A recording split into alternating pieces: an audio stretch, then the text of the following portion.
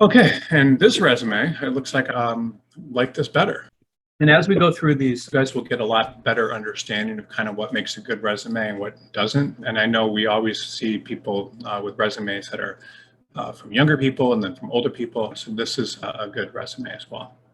Okay, so this person is in New Jersey. I don't know that the licensing in New Jersey at the top is really relevant. You can put that at the bottom. The when you're trying to work in a law firm, and I'm assuming that this is what this person is doing, and you certainly can get a position in a law firm. This stuff, by the way, everyone has to. You always want to take a look at your language, and to the extent you can, and make it as. Of course, you observe prosecutors and defense attorneys, and just think about and most of this stuff, by the way, people know what a law clerk does, so I don't even really think you need to have a description of it. I just think everyone knows what a law clerk does. And then same thing here. So people know what law clerks do. A lot of times it's not, and this is fine that you're a law clerk here.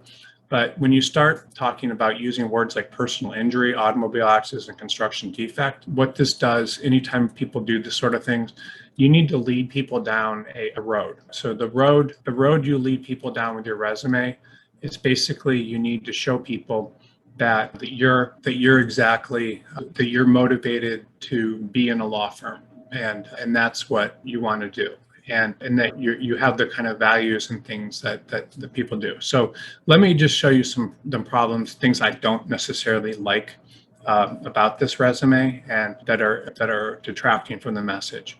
So doing all this community service is good.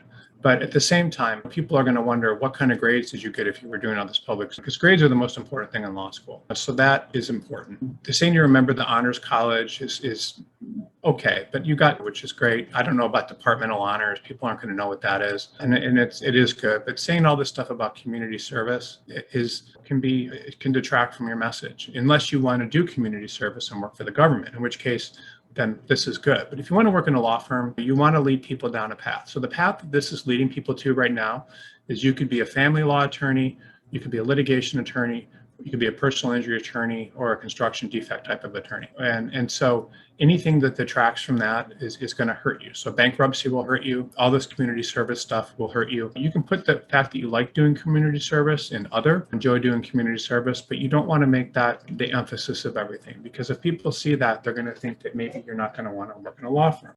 And keep in mind, that's what I counsel people on. So most of the stuff, I think it's good that you did all this community service, but at the same time, you have to remember that the people that are trying to hire you are businesses. And a business is going to be more interested in your ability to do the work and to be a little bit one-dimensional about it than they are about all these other things you've done. Now, I'm not saying that I don't like these, and I think these are emotions, and you don't even have to say that. But if you start using words in your resume that have nothing to do with the kind of work you're applying for, which is personal injury and slip and falls, automobile accidents.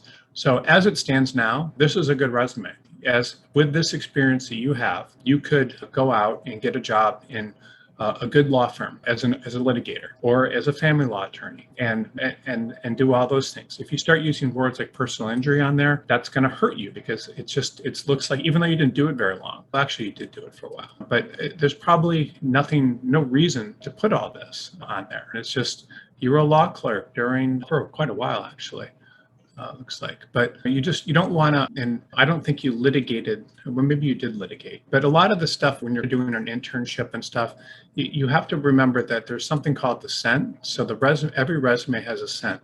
And the scent you want to put people on the scent to reach a conclusion about what you are. And if they reach a conclusion about what you are, then that conclusion is basically, if you take all this stuff out, it's basically going to say this person is a litigator. And if that's what you want to do. If you want to do public interest stuff, then you can leave all this stuff on there. But if you take most of this stuff out, it's going to be a better resume. I hate to say that because I know you're proud about everything you've done, and everybody is, but all law clerks do pretty much the same thing, and it's within reason. And then these are this was a job you had while I think you were in school, so you don't want to have that on there. But other than that, I like this resume a lot. I think this is a great improvement of the last two I've seen.